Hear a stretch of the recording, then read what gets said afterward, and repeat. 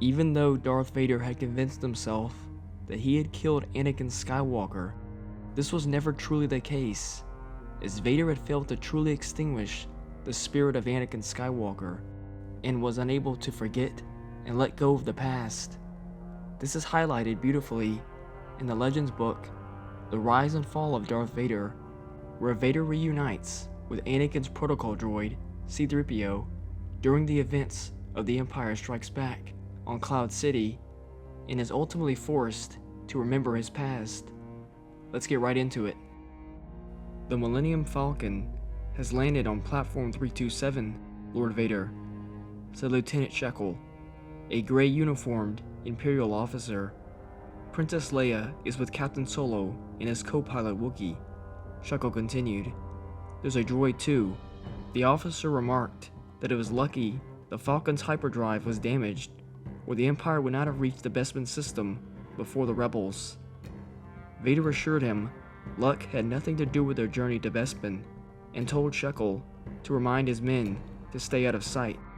Shekel then returned with a pair of stormtroopers who carried an open-top container that held the captured droid's parts. The limbs had been torn from the torso, and a tangle of multicolored wires stuck out from the droid's neck socket. "Lord Vader," Shekel said, "I am afraid the damage is quite extensive." Holding the droid's head up for Vader's inspection, Shekel continued, "As you can see, it is a protocol droid, probably the princess's property." Vader took the head and examined it closely. Shekel told Vader that it is likely the droid was made a long time ago. Despite the wear and tear to the droid's head, Darth Vader recognized a few small details that indicated Anakin Skywalker's handiwork. He then gazed into the decapitated head's blank photoreceptors. It was C-3PO. The last time Vader had seen the golden droid was on Mustafar. "I saw you through the window of Padme's starship as it landed," Vader recalled. Holding this relic of his former life, Vader felt waves of anger and loss sweep over his dark soul.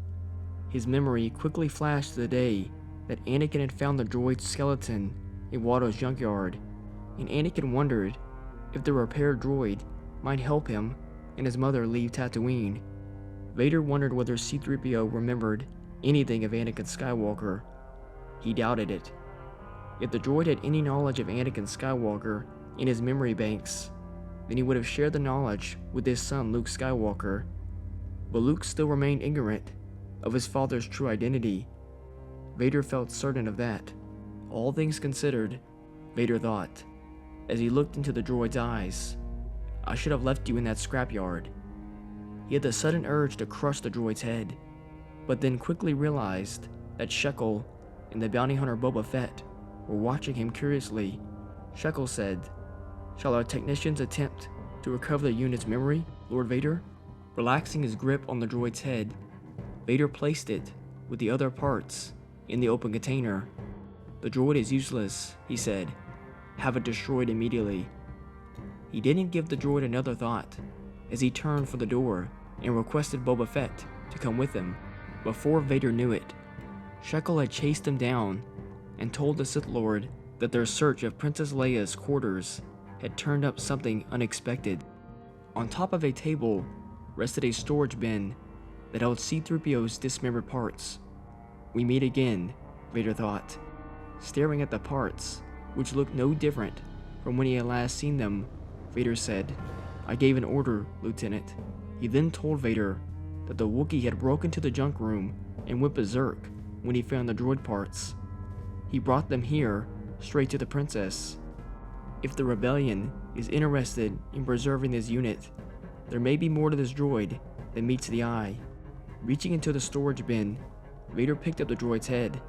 Despite his desire to leave all of Anakin Skywalker's memories buried, another one surfaced. Something Shmi Skywalker had told her son after she allowed him to keep the droid parts he had secretly hauled into their tiny hovel.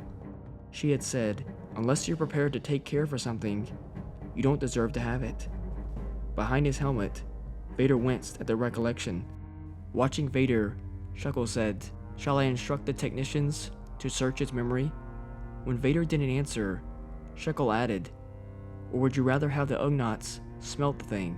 Vader seemed to continue contemplating the droid's head, holding it closer to his helmet so he could see his dark, distorted reflection on the weathered gold surface of C-3PO's lifeless face.